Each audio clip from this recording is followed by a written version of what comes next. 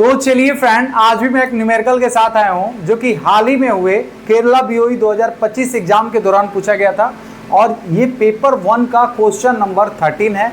इससे पहले हम लोग 11 और 12 क्वेश्चन नंबर डिस्कस किए थे।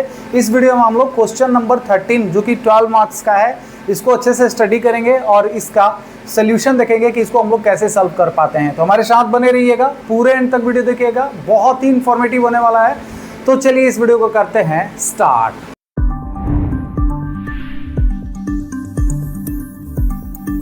तो चलिए फ्रेंड, सबसे पहले हम लोग इस न्यूमेरिकल को स्टडी कर लेते हैं, उसके बाद इसका सोल्यूशन देखेंगे। तो देखिए हमारा क्वेश्चन कुछ इस टाइप से है, the following observation were recorded during boiler trial. यानी बॉयलर ट्रायल के दौरान कुछ ऑब्जर्वेशन जो है उसको रिकॉर्ड किया गया है, जिसमें mass of feed water and its temperature. Feed water का जो मास है यानी कि 640 kg पर आवर से हमारा फीड वाटर जा रहा है जिसमें, और इसका टेम्परेचर जो है वो है 50 डिग्री सेल्सियस। ठीक है। स्टीम का जो प्रेशर है वो 10 बार है, और फ्यूल जो हमारा यूज हो रहा है वो 55 kg पर आवर, यानी कि 55 kg पर आवर से हम लोग इतना फीड वाटर को हीट कर रहे हैं। ठीक है। Higher calorific value HCV of fuel जो दिया है वो 44,100 किलो जूल पर kg दिया हुआ है।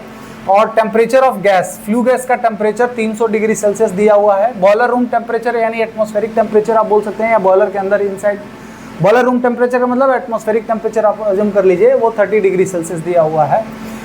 For finding the dryness fraction of steam, और जो भी हमारा स्टीम का प्रोडक्शन हो रहा है उसका हमें ड्राइनेस फ्रैक्शन पता करने के लिए हम लोग क्या कर रहे हैं, the steam is passing through throttling calorimeter.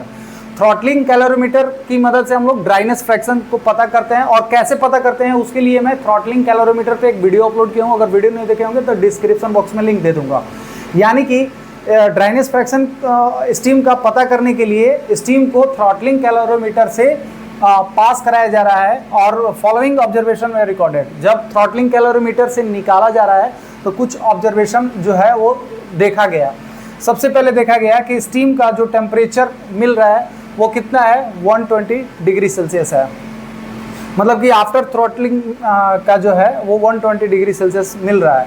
और स्टीम का प्रेशर, थ्रॉटलिंग के बाद का जो प्रेशर है वो 5 centimetre of Hg above atmosphere, यानी एटमोसफियर से 5 सेंटीमीटर ऑफ Hg ज़्यादा है।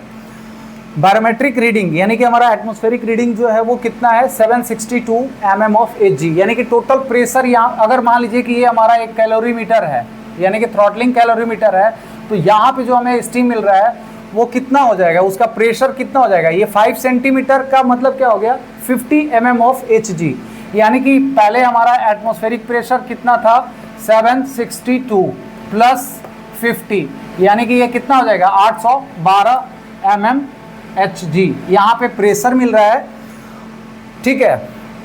और इसका टेम्परेचर मान लीजिए कितना है, 120 डिग्री सेल्सियस टेम्परेचर मिल रहा है। बिफोर में हमारा क्या पैरामीटर है वो अभी आपको देखने को मिल रहा है कि 10 बार, यानी कि इसका केवल हमारा 10 बार जो है वो प्रेशर से हम लोग थ्रॉटलिंग कैलोरीमीटर में एंटर करवा रहे हैं, जिससे हमारा प्रेशर जो है वो इतना Hg मिल रहा है और इतना टेम्परेचर मिल रहा है। अगर हम लोग Hg को बार में कन्वर्ट करना चाहें तो क्या करना पड़ेगा, तो देखिए 812 इंटू एटमॉस्फेरिक प्रेशर कितना होता है, 1.0132।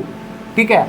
और डिवाइड कर देना है 760, क्योंकि 760 mmHg इक्वल टू क्या होता है, 1.013 बार। तो जब इसको आप सॉल्व करेंगे तो ये लगभग कितना हो जाएगा, 1.08 बार के करीब में आ जाएगा। तो इतना हमारा 812 mmHg का मतलब 1.08 बार, यानी कि 10 बार से हम लोग इतना बार में स्टीम का प्रेशर हमारा ड्रॉप हो रहा है। ठीक है। अब क्या है, हीटिंग सरफेस एरिया बॉयलर दे दिया है 18.6 मीटर स्क्वायर, और स्पेसिफिक हीट ऑफ गैस इतना दिया है 1.1 किलो जूल पर केजी डिग्री केल्विन, और स्पेसिफिक हीट ऑफ स्टीम दिया है 2.2। और क्या दिया है 7th नंबर में, the composition of oil used by mass, यानी कि जो हम लोग फ्यूल यूज़ कर रहे हैं, जो ऑयल यूज़ कर रहे हैं उसके अंदर कार्बन 85% है, हाइड्रोजन 13% है, यानी कि ये कितना हो जाएगा, 5 3 8 98। बाकी रिमेनिंग यानी 2% जो भी है वो क्या है, एस है। ठीक है। उसके बाद दिया है कि फ्लू गैस एनालिसिस, जो हमारा फ्लू गैस बॉयलर से निकल रहा है उसका analysis by volume done using the Orsat apparatus. Orsat apparatus क्या होता है, ये कैसे वर्क करता है, इसके लिए भी मैं वीडियो अपलोड किया हूँ, इसका भी लिंक मैं डिस्क्रिप्शन बॉक्स में दे दूंगा। तो ऑरसेट अपरेटस से हम लोग फ्लू गैस का एनालिसिस करते हैं। तो ये जो फ्लू गैस निकल रहा है इस अपरेटस से हम लोग पता किए कि CO2 जो है वो इतना % है, O2 जो है इतना % है, नाइट्रोजन जो है इतना % है। ये सारा डाटा हमें मिला है। अब इसके अकॉर्डिंग हमें फाइंड क्या करना है कि equivalent evaporation per kg of fuel and per metre square heating surface area per hour. ठीक है, इसीलिए यहाँ पे हीटिंग सरफेस एरिया जो दिया है ना वो इक्विवेलेंट इवोपरेशन पर मीटर स्क्वायर पर आवर के हिसाब से निकालने के लिए दिया हुआ है। और दूसरा हमारा पर केजी फ्यूल, यहाँ पे फ्यूल दिया है ना, इस फ्यूल 1 केजी फ्यूल में हमारा इक्विवेलेंट इवोपरेशन कितना आएगा वो भी निकालना है। नेक्स्ट निकालना है कि बॉयलर एफिशिएंसी, यानी कि एफिशिएंसी ऑफ बॉयलर निकालना है। And also the draw the heat balance sheet on 1 kg of fuel basis, यानी कि 1 kg फ्यूल जब जलाएंगे तो हीट बैलेंस का मतलब क्या हुआ कि कितना हीट हमारा कहाँ लग रहा है, कितना लॉस हो रहा है, इस हाइड्रोजन की वजह से कितना लॉस हो रहा है, या हमारा ड्राई फ्लू गैस लॉस कितना हो रहा है, या हमारा टोटल मतलब हीट बैलेंस करना है कि हम लोग टोटल जो इतना हीट दे रहे हैं 1 kg फ्यूल में हम लोग का हीट इतना है, तो इस हीट का टोटल यूटिलाइजेशन कहाँ कहाँ पे हो रहा है, कितना लॉस हो रहा है, कितना यूटिलाइजेशन हो रहा है, स्टीम बनाने में कितना यूज हो रहा है, कितना हमारा हाइड्रोजन की वजह से लॉस हो रहा है या फ्लू गैस की वजह से कितना लॉस हो रहा है, वो सब निकालना है। And take the steam partial pressure of exhaust gases इतना। ठीक है, तो सबसे पहले हम लोग इसका ड्राइनेस फ्रैक्शन निकाल लेते हैं। तो चलिए अभी हम लोग देख लेते हैं कि कैसे इस थ्रॉटलिंग कैलोरीमीटर से हम लोग इस स्टीम का ड्राइनेस फ्रैक्शन को कैलकुलेट करेंगे।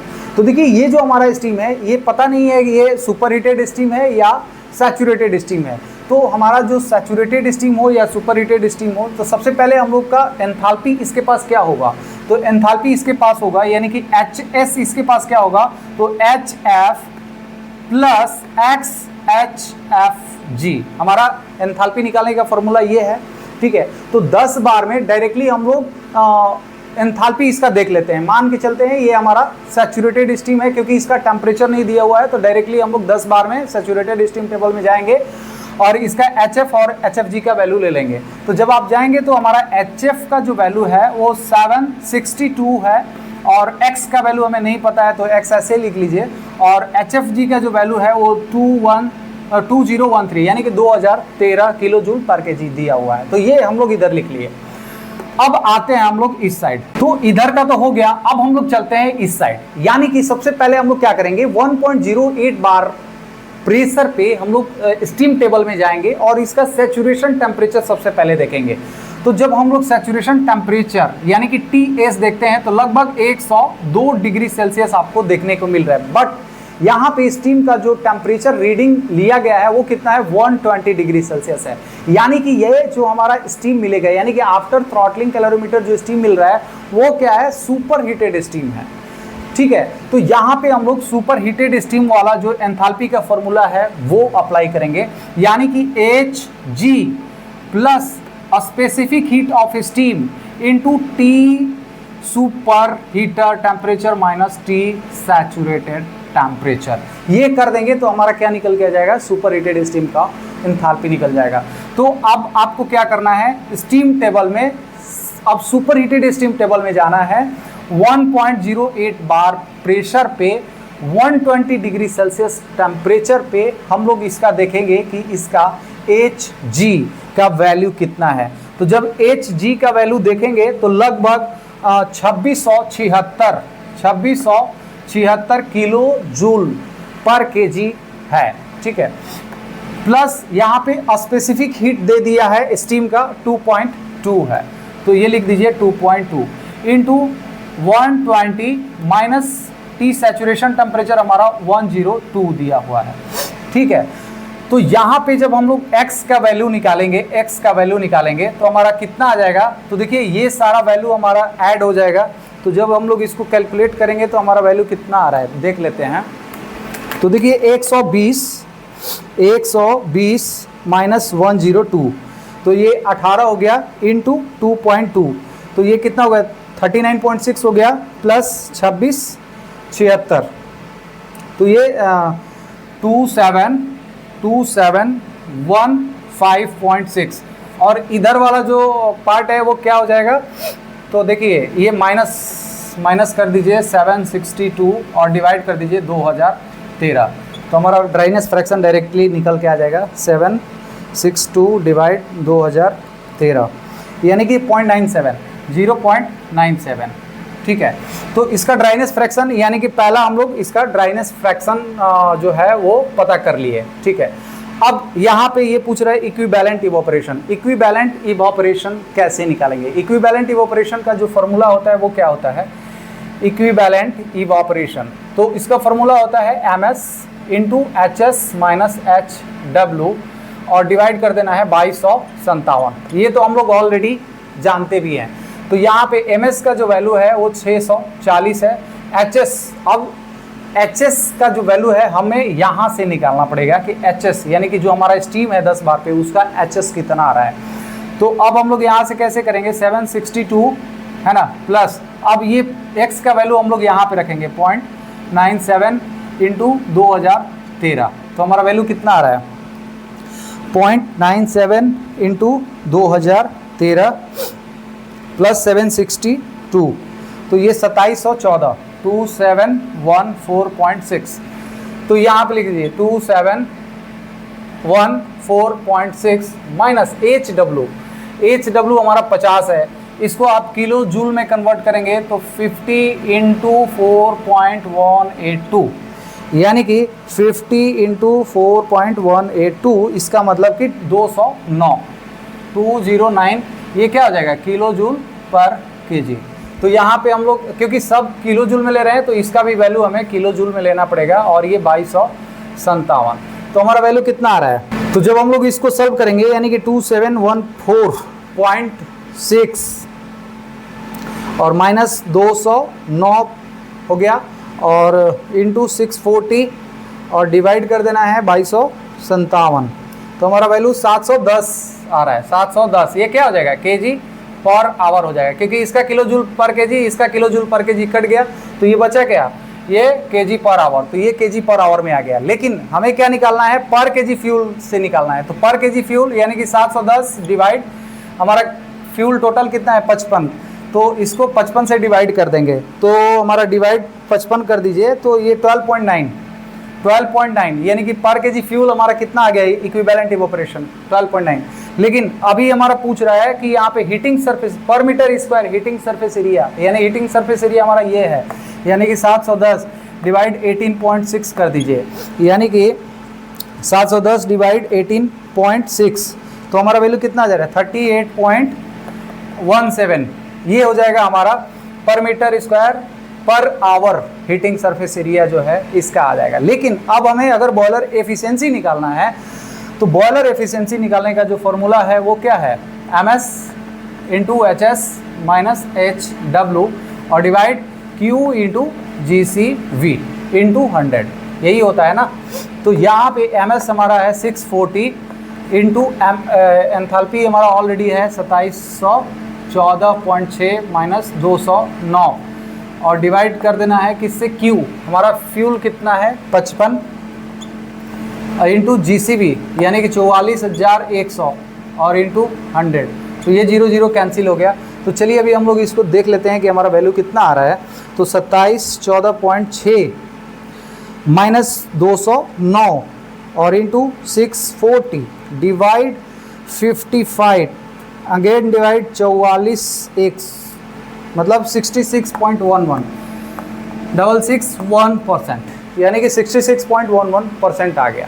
अब हम लोग को निकालना है ये वाला heat balance sheet 1 kg fuel में, यानी कि हमारा इतना फ्यूल है, ये कहाँ कहाँ हीट बैलेंस इसका हो रहा है, कितना हीट यूटिलाइज हो रहा है, तो इसको हम लोग कैसे निकालेंगे। सबसे पहले हम लोग देखते हैं कि स्टीम का प्रोडक्शन करने में कितना 1 kg फ्यूल का जो हीट है वो यूटिलाइज हो रहा है। तो देखिए हमारा टोटल स्टीम का प्रोडक्शन कितना हो रहा है और टोटल हमारा फ्यूल कितना लग रहा है, यानी कि 640 डिवाइड 55 कर देंगे तो हमारा पर केजी फ्यूल कितना स्टीम प्रोडक्शन होगा ये निकल जाएगा, यानी कि 640 डिवाइड 55 यानी 1 केजी में लगभग हमारा स्टीम का जो प्रोडक्शन हो रहा है 11.63 और हमारा स्टीम के पास टोटल एंथैल्पी यानी कि टोटल एनर्जी कितना है, तो ये है हमारा एनर्जी यानी कि HS माइनस HW यानी कि 2714.6 माइनस 209 कर देंगे, यानी कि 11.63 हो गया, यानी कि 27 14.6 माइनस 209 और इंटू कर देना है 11.63 से, तो हमारा लगभग 29,140 29,140 जो है ये किलो जूल पर केजी जो है स्टीम के पास एनर्जी है। यानी कि 1 केजी कोयला को जलाने के बाद 11.63 केजी स्टीम का प्रोडक्शन हो रहा है और उस स्टीम के पास टोटल जो एनर्जी है वो 29,140 किलो जूल अवेलेबल है। तो अभी हमारा कितना है 44,100, तो जिसमें 29,140 तो हम लोग केवल स्टीम बनाने में ले रहे हैं, लेकिन बाकी का जो है हमारा ये फ्लू गैस का एनालिसिस दिया हुआ है 12.5 ये दिया हुआ है, तो इसकी वजह से हमारा कितना लॉस हो रहा है। तो देखिए इसका इस पैरामीटर से सबसे पहले हम लोग इसका ड्राई फ्लू गैस का जो क्वांटिटी है वो निकालेंगे। तो इसके लिए मैं यहाँ पे आप इस स्क्रीन पे देख सकते हैं, मैंने कैलकुलेट किया है जो कि 16.37 वैल्यू आया है, यानी कि dry mass of dry flue gas जो है वो 16.35 मान लीजिए। अब m हमारा मिल गया इनटू स्पेसिफिक हीट, यहाँ पे दिया हुआ है specific heat of flue gas का 1.1 into temperature difference TF minus TA, तो T फ्लू गैस कितना है 300 डिग्री सेल्सियस माइनस 30, तो यहाँ पे 300 माइनस 30 कर दीजिए, तो ये हमारा कितना आ जाएगा। तो देखिए 300 माइनस 30 और इंटू 1.1 और इंटू 16.35, तो ये हमारा 4855 ये क्या हो रहा है किलो जूल पर केजी। इतना किलो जूल पर केजी जो है हमारा लॉस हो रहा है। 1 केजी फ्यूल में ड्राई फ्लू गैस जो है वो इतना किलो जूल जो है वो हीट लेके जा रहा है। अब यहाँ पे जो लॉस होने वाला है वो इस H2 यानी हाइड्रोजन की वजह से होगा, क्योंकि हाइड्रोजन जो है ऑक्सीजन के साथ रिएक्शन करके वाटर बना लेता है और ये वाटर इवापोरेट होकर के H2O वेपर बन जाता है। तो इस H2 की वजह से जो लॉस होता है वो क्या होता है, उसका एक सिंपल सा फॉर्मूला होता है 9H2O, है ना, और into 584 plus specific heat of यहाँ पे स्टीम, क्योंकि ये वेपर बन गया यानी स्टीम, और इंटू T हमारा TG माइनस TA, ठीक है। तो ये हम ब्रैकेट यहाँ पे क्लोज कर देते हैं। तो हम लोग इसको सॉल्व करके देख लेते हैं। 9 टाइम H2O यानी कि 9 इंटू 0.13 13% है ना, और ये 584 plus specific heat of steam यहाँ पे कितना है 2.2, तो 2.2 इंटू 300 माइनस 30, तो जब हम लोग इसको सॉल्व करेंगे तो हमारा वैल्यू कितना आ रहा है 300 माइनस 30 यानी 270 इंटू 2.2 प्लस 584 और इंटू 9 इंटू 0.13, तो ये एक 1378 किलो जूल पर केजी, यानी 1 केजी फ्यूल को जब बर्न कर रहे हैं तो इतना किलो जूल जो है वो इस हाइड्रोजन की वजह से लॉस हो रहा है। तो टोटल हमारा जो फ्यूल के पास एनर्जी है इतना है, जिसमें पहला जो हमारा यूज हो रहा है वो पहला ये हो गया, दूसरा जो हम लोग यूज कर रहे हैं वो दूसरा ये हो गया, और तीसरा हमारा जो लॉस हो रहा है वो तीसरा हो गया। तो टोटल लॉस में से, टोटल हमारा वैल्यू में से ये हम लोग तीनों को जोड़ के माइनस कर देंगे, जो भी बचेगा वो क्या होता है, वो अनअकाउंटेड या रेडिएशन लॉस के अंतर्गत उसको ले लिया जाता है। तो हमारा रेडिएशन लॉस निकालने का जो फॉर्मूला होगा वो क्या होगा 44,100, और इसमें से माइनस कर देना है किसको 1 2 3 को ऐड करके, यानी कि हमारा 1 कितना है 29,140 प्लस 4855 प्लस 1378, ठीक है। तो हमारा वैल्यू कितना आ जा रहा है 1378 प्लस 4855 प्लस 29,140, तो ये हो रहा है 35,373 और माइनस कर देना है 44,100, तो ये 44,100 है ना।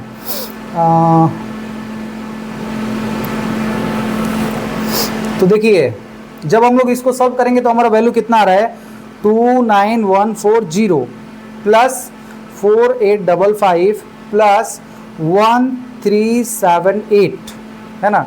तो ये कर रहे हैं तो 35,373 आ गया माइनस 44,100 तो ये 8,727 किलो जूल पर केजी जो है ये रेडिएशन लॉस है, यानी कि ये हमारा चौथा लॉस आप बोल सकते हैं। यानी कि टोटल हमारा जो एनर्जी है वो कहाँ कहाँ यूटिलाइज हो रहा है, तो पहला हमारा स्टीम बनाने में, दूसरा हमारा ड्राई फ्लू गैस लॉस हो गया, तीसरा जो हमारा हाइड्रोजन की वजह से लॉस हो रहा है वो, और चौथा अनअकाउंटेंट या रेडिएशन लॉस। तो ये था एक छोटा सा न्यूमेरिकल जो कि 12 मार्क्स का था, बहुत ही इंपॉर्टेंट न्यूमेरिकल था। उम्मीद करता हूँ ये न्यूमेरिकल आप लोग को अच्छे से समझ में आ गया होगा। अगर मेरा वीडियो आप लोग को अच्छा लगा, इन्फॉर्मेटिव लगा तो प्लीज़ मेरे वीडियो को लाइक कर दीजिए। अगर मेरे चैनल पर आप डिस्कशन में नए हैं तो प्लीज़ मेरे चैनल को सब्सक्राइब कर दीजिए। तो चलिए friends, thank you so much.